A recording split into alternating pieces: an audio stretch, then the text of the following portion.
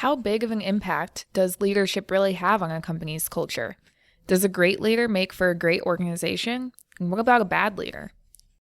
This podcast is brought to you by Arcamed, fast and focused design and manufacturing. I'm Greg Maurer, founder and owner of Arcamed. And I'm Caroline Squatrigo, talent engagement specialist. We are on a journey to grow, learn, and gain expertise in small to mid-size company culture. Join us.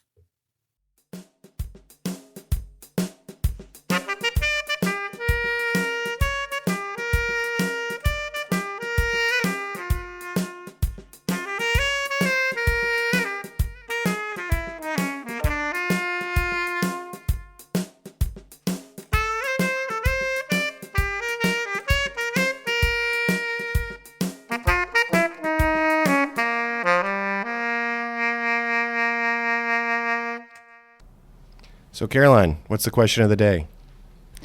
So today we are going to talk about the role of great leaders in culture. To kick off the episode, we'll be joined by Arcamed's own Louis Otero. Louis is a project engineer who has some personal experience dealing with the impact of a bad leader. So we're looking forward to hearing his story. And then we'll also be speaking with Mark Howell. Mark Howell has been a leader at many great Indianapolis companies. Currently, he is the president and CEO of Conexus Indiana. But let's kick it off with Louis. Louis, I'd love to hear more about your own experience with this and having a manager come in that didn't really jive with who we are and how that impacted not only you, but your entire department.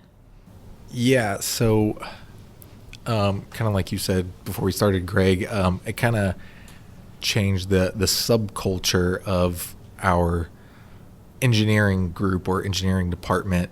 So like for me, and I know not everyone's the same, but I'm a person who likes to, I want to grow and learn new things or try new things. And I felt like that person didn't necessarily want me to. Like when I would come when there were opportunities available, I just felt like I got kind of brushed away, so I didn't necessarily feel challenged, and I don't think that's good for a leader to do, because then your employees could end up bored. Depending on who they are, but yeah, it's a kind of an interesting one how it can affect an entire group of people. Yeah, things were amiss in his department, but all the right things were said, up the chain, so to speak. And so, one of the aspects of our company, a couple aspects of our company culture, one is the free exchange of ideas. If you see something wrong, you're entitled to speak about it no matter who you are. And it's almost an expectation that you should contribute to the improvement of how we do things here, no matter who you are, and that there's a safe space to do that, so that if you speak about something and you're wrong, or it's not a good idea, let's say, that's okay. There's no blame, and there's no fear, and there's no squashing of dissent. And did that show up in your department under this leader? How was that? How did it differ? Yeah, it still felt open. Like I could still, I guess, come to that person. I just didn't feel like I was being listened to. Yeah. So I interacted with this person as well, and I totally know what you mean. It was like you were never told not to speak your mind. It was more just like you were talking to a brick wall, and nothing really came of it. But I do want to ask you, Louis. It got bad enough that you looked for another opportunity, and you ended up leaving Arcamed for a little bit. What was kind of the trigger for you to leave and pursue something different? So I kind of felt stuck, and there were even some comments with this person when an opportunity would come up, and I would say, hey, I'm kind of interested in that. He would even go as far to say, like, hey, I know you want to grow, but I also understand that you might not be able to do that here. So I felt like what I was at that time, that was all Like there was no going further for me. You know what I mean? Yeah, that's an awful thing to say to somebody, diminishing their value. Yeah, so almost like I wasn't wanted, or I wasn't wanted in any other form than what I was at that point. You know what I mean? Yeah. And then so we made a change there, and we have new leadership in that department, and you've rejoined. Yeah. So what impact, how significant was the change of leadership in as far as impact on the department? It's huge. Now I feel like we actually work as a big team. You know, everyone works together. Everyone is trying to better the department. Like I said before, it just kind of felt like it was stale or stuck before. And so you feel your voice is being heard and you're being valued and giving opportunities for development? Yes, definitely. And everyone, it seems to be like, I don't even want to speak for everyone, but it's very open and engaging for everyone, you know, with our engineering meetings like weekly. So everyone's pretty involved, and I like that. Well, that's a fantastic story to illustrate the role of leaders in company culture, and especially as it relates to the subculture. It's not just the CEO, but it's really all leaders can have this impact on company culture. So, Louis, thanks for sharing that story, and glad you're back and doing well in the engineering department with all the opportunities for development and growth that you seek and that we want to give you. Yeah. Thanks for inviting me in. So let's go chat with Mark Howell now on his take on leadership's role in culture. All right, today we have Mark Howell with us. Mark was the president of Brightpoint Americas for 18 years. After Brightpoint, Mark spent 5 years with Angie's List as their COO, and currently he is the president and CEO of Conexus Indiana. Mark, welcome. Hey, thank you guys very much for having me. I'm very excited about this. Culture has been so important to me and such a big part of my career. I love an opportunity to talk about this. We're very excited to have you. I know you'll be able to share some really good insight with us and our listeners. Just to get us started, can you give us a little bit of background on your work experience and how that shaped your view on company culture? Yeah, no, I think that's an awesome place to start. You know, one of the more unique and cool things about my career is I've had an opportunity over the last 30 years to work with three of Indiana's kind of most prolific entrepreneurs. Jim Hallett, who's now the chairman and CEO of CAR. And then I also had a chance to work with Bob Lakin at Brightpoint. Both of those individuals were Indiana Entrepreneurs of the Year. And then I also had an opportunity to work with Bill Osterly at Angie's List. So I really had a front row seat working with three very unique leaders, entrepreneurs, all three of which view the culture of their organizations as probably their primary responsibility. Well, Mark, that I'm admittedly really jealous of that kind of experience. It's amazing to have been able to work with such accomplished individuals. Part of me thinks I should have not embraced entrepreneurship so early in my career as I did, and perhaps worked with other folks like you did. When you and I were talking about this podcast, you were really excited about speaking about company culture, and you had mentioned that you had sort of developed a philosophy on culture that you developed at each of these stops, and you took with you, and you grew, and you thought it would be really helpful for the journey that Caroline and I are on to get really, really good at SMB company culture. Would you share that philosophy with us? Yeah, sure. I think one of the things that I've learned about company culture, I have 8 kids. And one of the things that I've always said, you can lead companies or you can lead families, but you play various leadership roles in wherever you find yourself in life. And I've always thought as a father, you can't kind of predetermine how your kids are going to turn out. You can just do all of those things that you think are important to put them in the best position to be great people. And that same philosophy translates into organizations. As a leader, as an entrepreneur, you can't predetermine or control the culture of an organization, but you can do a lot of things that put that company in a position for its culture to evolve organically in a way that you're proud of and in a way that kind of best positions the company for success. I think that's fascinating. We've had other views about encouraging active management of the culture, which I think might come into conflict with the organic nature of culture. And what you're saying, I think, is to encourage and develop and nurture all the aspects of company culture so that the options are there for the company's culture to organically thrive. Did I get that right? Yeah, no, that's exactly right. And I'll kind of go back to thinking about the Jim Halletts and Bob Lakins and Bill Osterleys, these tremendous leaders. And I think one of the ways that they helped foster a positive culture that grew from within the employee base organically is by being so genuine to themselves. You know, Bill and Bob and Jim are very unique people, very unique styles, very unique personalities.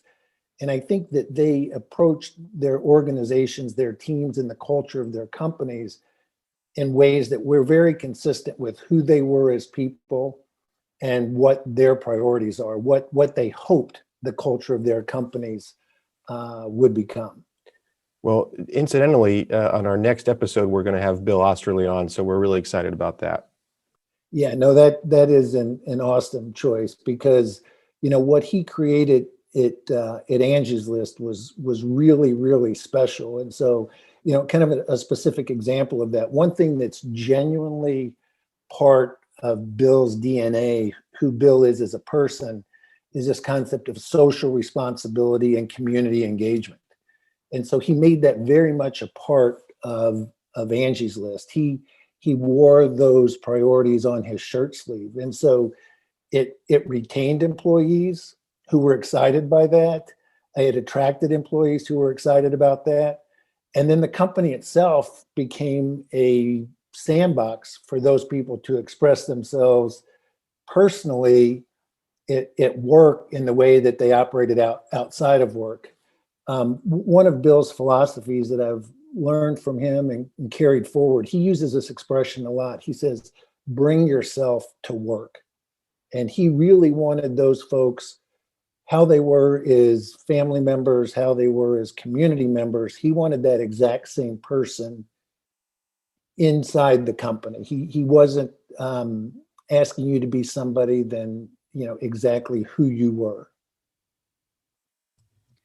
Mark, I like that you bring up kind of the importance of an organic culture. And Greg and I talk a lot about how to improve engagement in a company's culture. Do you feel like having that kind of like grassroots, giving people options on where they want the culture to go and giving them that ownership, do you find that improves engagement or people feel more empowered to have a say in the culture? You know, absolutely. And you have to foster an environment of kind of safety. And in a word applied to culture, a word that necessarily isn't always implied with culture is this concept of innovation. And so, you know, you expect employees to be innovative in terms of their approach to customers or their approach to product. But you want to foster that same type of innovative thinking in terms of the culture of the organization. One of the things that happened at Brightpoint, and it also happened at Angie's List, at Brightpoint we called them Eagles, and at Angie's List they were referred to as the Firehouse Council. But it was taking, you know, high potential, highly engaged employees and putting them together as a group and giving them responsibilities to say, not how can we necessarily develop better products or better customer service, but how can we actually create a better culture within the organization? So you provide a framework and then you provide an opportunity for those people to actually influence that. And then you take your hands off of the steering wheel and allow people the root of the company to actually begin to express themselves and create new ideas to evolve the culture in such a way that it promotes the overall mission of the company. So Mark, that's one of the, I guess, the tactics to this idea. What we're talking about today is what's the role of a great leader in company culture. And we started off by talking about the concept of giving the company culture the opportunity to grow organically. And one of the ways is what you just mentioned, which is empowering these engaged folks. And I love the idea of a firehouse council. You guys were located in an old firehouse, so that's neat. Giving these engaged employees a chance to really thrive and impact the culture.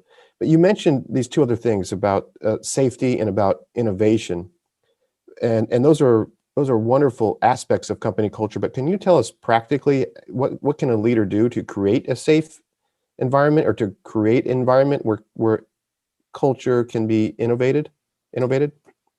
Yeah, I mean, I'll kind of go back to the Firehouse Council.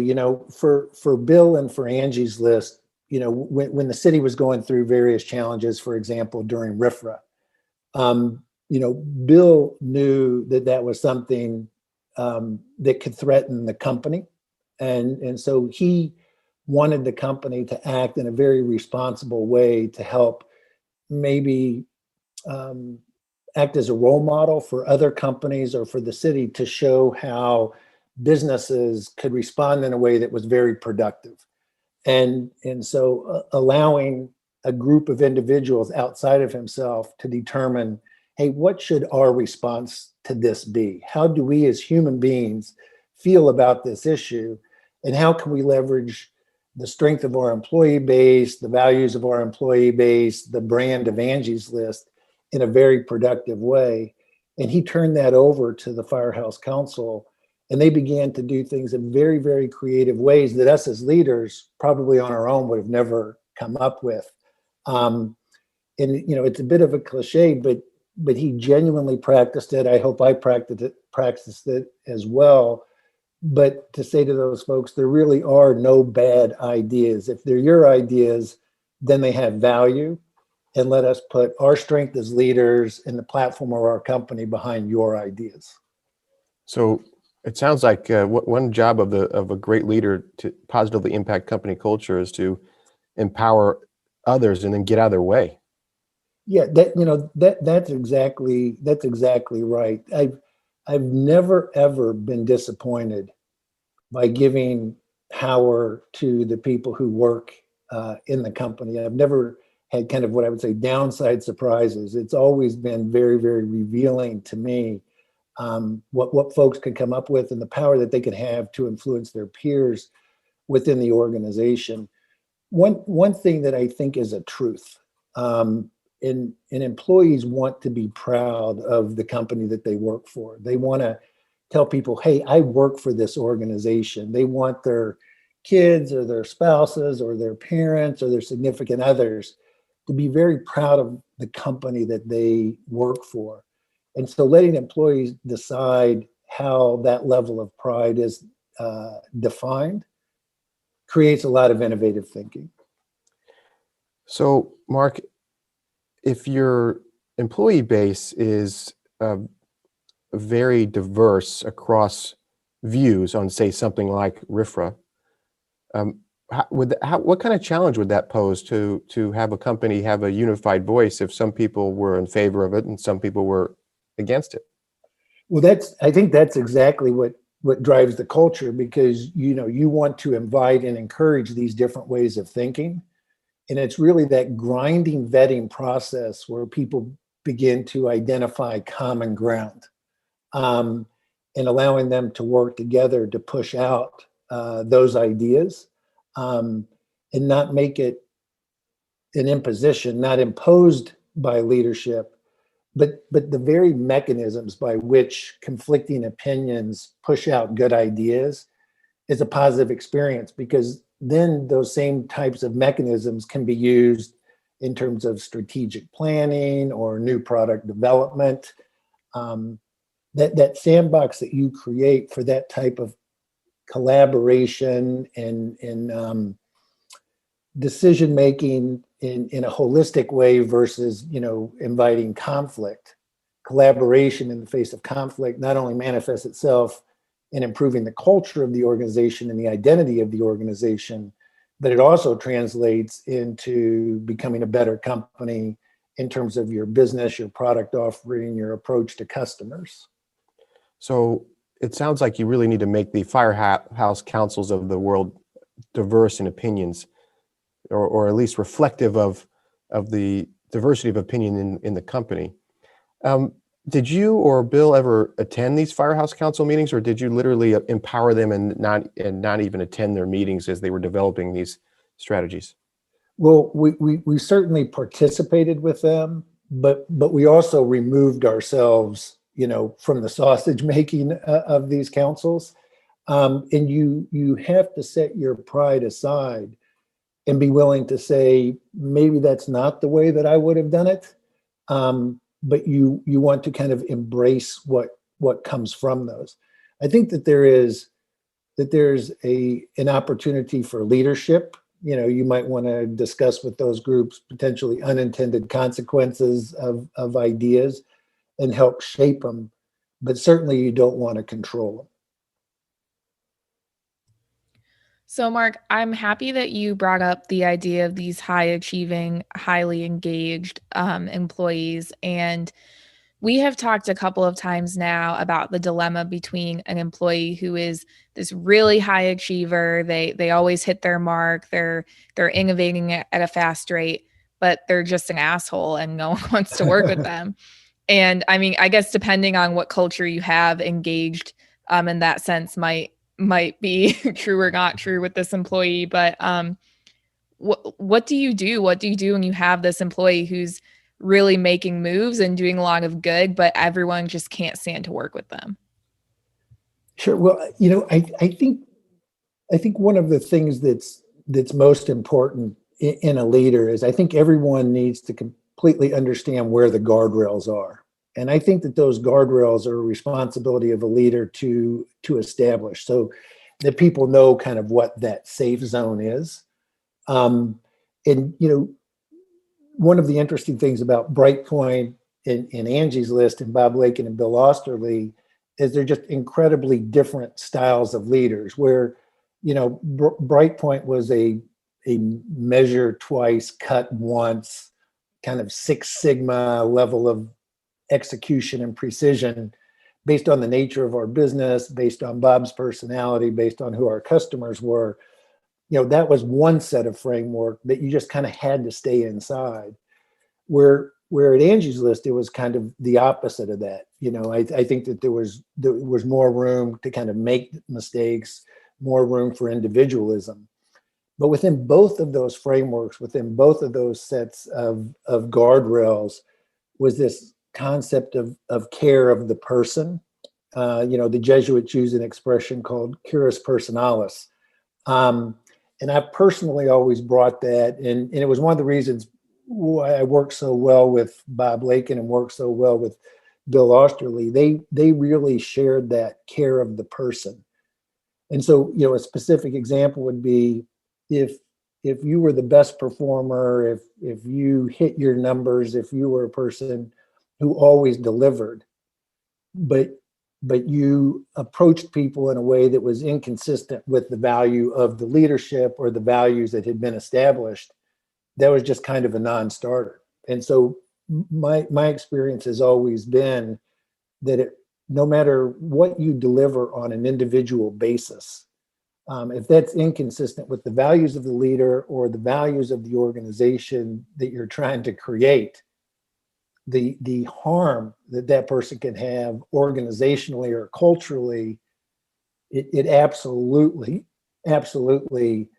dwarfs any impact that you could have individually in terms of your personal service delivery or value to the organization.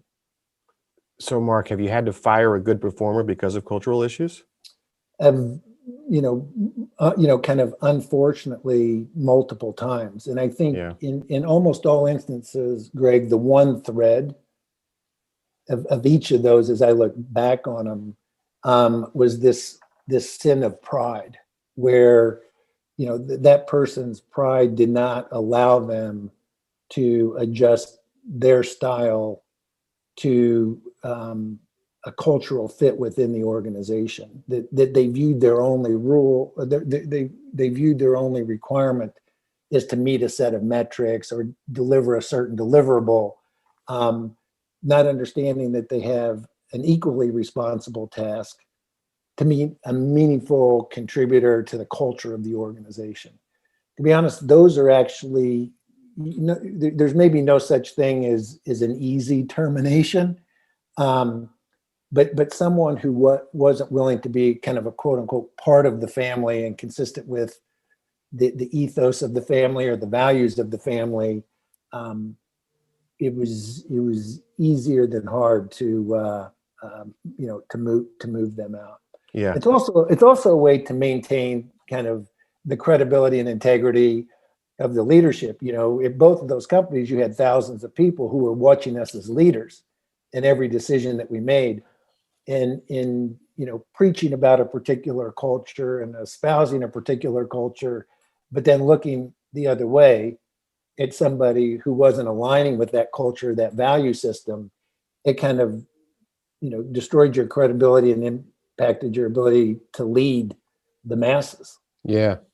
You have to walk the walk for sure. Did you ever have to tell your CEO partner at any of these companies to make a different cultural decision? Where they were not walking the walk, and you saw that, and you needed to bring it up?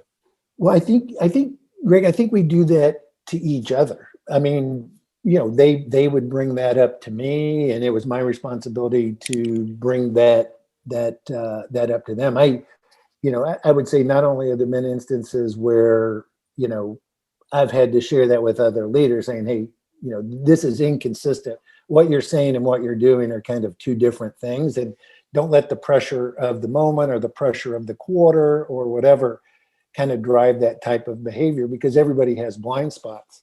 But there's been numerous times for me personally where people have paid me that favor. We had a great chief human resources officer at Brightpoint, Wayne Pack, who's kind of a legend in Indianapolis himself, based on his athletic career and stuff. But he was always kind of my muse. He was the person who saw things that I didn't see and made me a better leader in that regard. And one of the tools that we've used, that we've continued to use, is these 360-degree review type things. And in saying, what are those blind spots that you're exhibiting that you don't necessarily want to exhibit, but you're just not aware of them? And how can I get that feedback for me to be more effective? And a lot of that points to style and culture and behavior and role modeling. Yeah, I would think that the folks that are one or two rungs lower on the company ladder have the best view as to whether you're misstepping as it relates to company culture. And I would personally, although I'm sure it would be difficult to hear, I would love to get that kind of feedback from the folks who really are seeing how I could be better at culture. That's exactly right, and it's really welcome feedback. And you have to train yourself to be genuinely open to that type of feedback. I've even in my career, when I was at Brightpoint, was getting feedback personally, just in terms of leadership style and such, that didn't make me feel good about myself. And you kind of have to force yourself to not be defensive in that environment. And one of the things that Bob Lakin did to help me in that regard was to hire kind of a professional coach. And you have to be willing to open yourself up to that type of change and to be more effective. Mark, I love your approach to feedback. One thing that we're working on is viewing feedback as a gift, and having that mindset of it. And people are taking the time to tell you how to improve. So you should probably listen. So I'm glad to hear you reiterating that, and something I'm certainly working on right now, because it hurts sometimes, but Yeah. it's a Well, gift. And I will tell you, once you get over that hurdle of defensiveness or pride or whatever, when you truly can open yourself up to constructive feedback and you create these very, very honest, very intimate relationships with your coworkers, it's a very, very rewarding feeling. You become very proud of yourself for being able to view this constructive feedback as something that you're doing to make yourself better. And the nature of the relationships that you have with people, when you express that level of openness and vulnerability, the way that your employees begin to respond to you and respond to each other, because really that's kind of the definition of safe, right? Like I can say something to you and you're going to embrace that feedback. And then they begin to model that behavior. They see that the impact it can have is, and so, maybe when they're getting that from their peers or they're getting that through performance management, they begin to understand that this truly is constructive and it's not personal. And they care about me enough to want me to be as good a leader as I can be or as good a coworker as I can be. Mark, this has been really fun and practical. What I really appreciate is the practical advice you're giving leaders to take with them to impact in a positive way the company culture. Do you want to share anything about Conexus with our listeners? Yeah, no, I appreciate that. So, I had kind of ended my career just in terms of kind of a commercial career, really having worked with, three great companies, three great leaders. And for a capstone, my career was really focused on wanting to do something that was more mission driven than margin driven. I was an officer of a public company for 109 consecutive quarters, and was really looking for a major pivot. And it connects us. We really have a singular mission on improving lives for Hoosiers on an individual basis. And the best way to do that in Indiana, in our opinion, was to optimize the manufacturing and logistics ecosystem. Manufacturing and logistics in Indiana account for a third of our GDP and 25% of our workforce. And so, whether your goal is to create career pathways for folks or increase the tax base for communities, the biggest lever that Indiana has is the manufacturing and logistics sector. So very excited that Conexus is out there helping to start companies, helping to grow companies, helping to build career pathways for really good jobs for people. And then the residual impact of that is stronger schools, stronger communities, stronger families, better access to healthcare, all of those things which make our communities and our state as a whole much better places to live, work, play, raise your family. Well, Mark, I appreciate, number one, joining us today on this podcast and sharing your insights and your perspective. But number two, also all the wonderful things you're doing to positively impact Indiana's economy and Indiana's citizens through your work at Conexus. So we very much appreciate all that you do for our state. And thanks again for joining us today.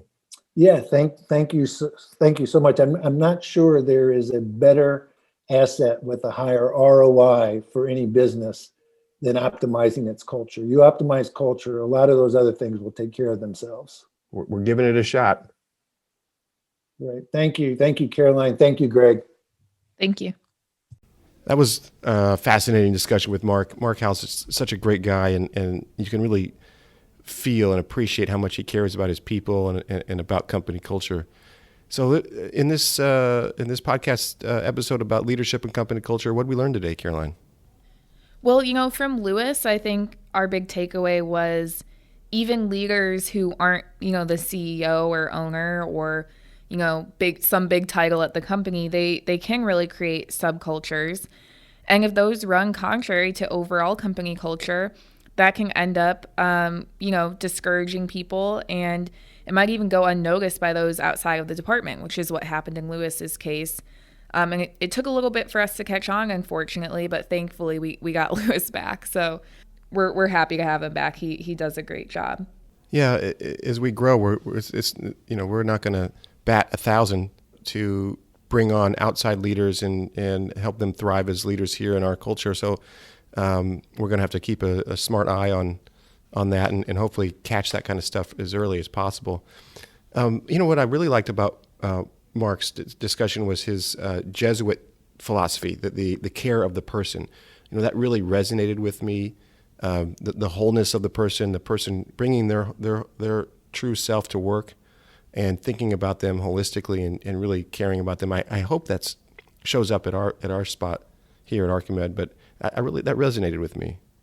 Yeah, and I really appreciated that he gave us some good practical steps to take to encourage culture organically, and to properly resource the cultural efforts. And I think that's a big help to us and hopefully to others, rather than just talking about the big idea of culture. Here's physical steps you can take. And he solidified that you can't tell a culture from top down what it should be, but you can manage it and kind of help shape it into a productive culture and productive organization.